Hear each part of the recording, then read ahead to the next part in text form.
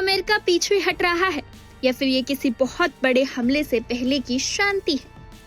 चर्चा गर्म है कि अमेरिका का जंगी जहाज यूएसएस अब्राहम लिंकन अब होर्मुज की संकरी गलियों से दूर अरब सागर की गहराइयों में मोर्चा संभाल चुका है।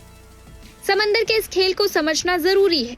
2026 में ईरान और अमेरिका के बीच तनाव उस मोड़ पर है जहां एक छोटी सी चिंगारी भी आग लगा सकती है। अब्राहम लिंकन का पीछे हटना कोई कमजोरी नहीं बल्कि एक सोची समझी सैन्य चाल है। एक्सपर्ट्स इसे कहते हैं डिस्टेंस विद डेटरेंस, यानी इतनी दूर रहो कि दुश्मन की मिसाइलें ना पहुंचे, लेकिन इतने करीब रहो कि जरूरत पड़ने पर पलक झपकते ही आसमान से तबाही बरसा सको। हाल ही में राष्ट्रपति डोनाल्ड ट्रंप ने साफ लफ्जों में चेतावनी दी है। उनका संदेश सीधा है, अगर ईरान की तेज रफ्तार अटैक बोट्स अमेरिकी जहाजों के करीब आई तो उन्हें पानी में ही दफन कर दिया जाएगा।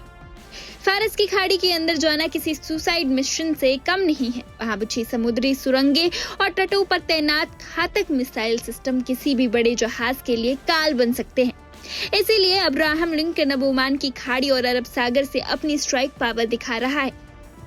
तो क्या वाकई अमेरिका का ये विड्रॉल है या अमेरिका की दूरी किसी बड़ी कार्रवाई की तैयारी? देखिए इस रिपोर्ट में। मध्य पूर्व में बढ़ते तनाव के बीच एक बार फिर स्ट्रेट ऑफ हॉर्मुज के आसपास अमेरिकी नौसैनिक गतिविधियों पर ध्यान केंद्रित हो गया है। रिपोर्ट के मुताबिक USS Abraham Lincoln carrier strike group ने अपनी ऑपरेशनल पोजीशन को हॉर्मुज क्षेत्र से थोड़ा दूर कर लिया है और अब अरब सागर व ओमान की खाड़ी में अधिक दूरी बनाकर काम कर रहा है। ये कदम ऐसे समय में उठाया गया है जब 2026 में अमेरिका और ईरान के बीच तनाव बेहद ऊंचे स्तर पर बना हुआ है और प्रमुख समुद्री मार्गों पर सुरक्षा चिंताएं लगातार बढ़ रही हैं।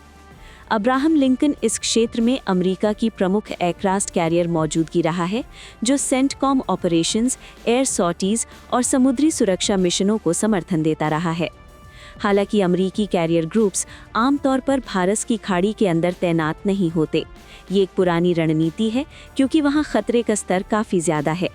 इनमें तेज़ हमला करने वाली नौकाएं, समुद्री बारूदी सुरंगें और तटीय मिसाइल सिस्टम शामिल हैं। हाल ही में राष्ट्रपति डोनाल्ड ट्रंप ने भी ईरान की फास्ट अटैक बोट्स को लेकर चेतावनी दी। कहा कि अगर वे अमेरिकी ऑपरेशंस के करीब आईं तो उन्हें निष्क्रिय कर दिया जाएगा। इन घटनाओं से साफ है कि अमेरिकी की नौसैनिक रणनीति दबाव बनाए रखने के साथ साथ अपने जहाज़ों की सुरक्षा सुनिश्चित करने पर केंद्रित है। सैन्य विशेषज्ञों के अनुसार इस क्षेत्र में कैरियर की पोजीशनिंग अक्सर बदलती रहती है। जहाज़ भले ही दूरी पर हों, लेकिन वे अपने एयरक्राफ्ट और अन्य संसाधनों के जरिए पूरी स्ट्राइक क्षमता बनाए रखते हैं। Abraham Lincoln carrier strike group अभी भी अरब सागर क्षेत्र में पूरी तरह सक्रिय है और अपने मिशन को बिना किसी रुकावट के जारी रखे हुए है। फिलहाल किसी तरह की वापसी यानी विड्रॉल की पुष्टि नहीं हुई है, बल्कि इसे हाई थ्रेट समुद्री हालात के अनुसार ऑपरेशनल दूरी में बदलाव के रूप में देखा जा रहा है।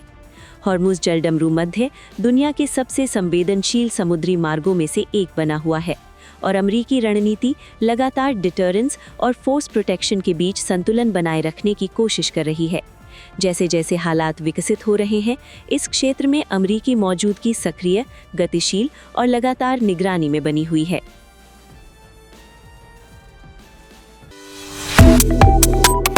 Subscribe to One India and never miss an update. Download the One India app now.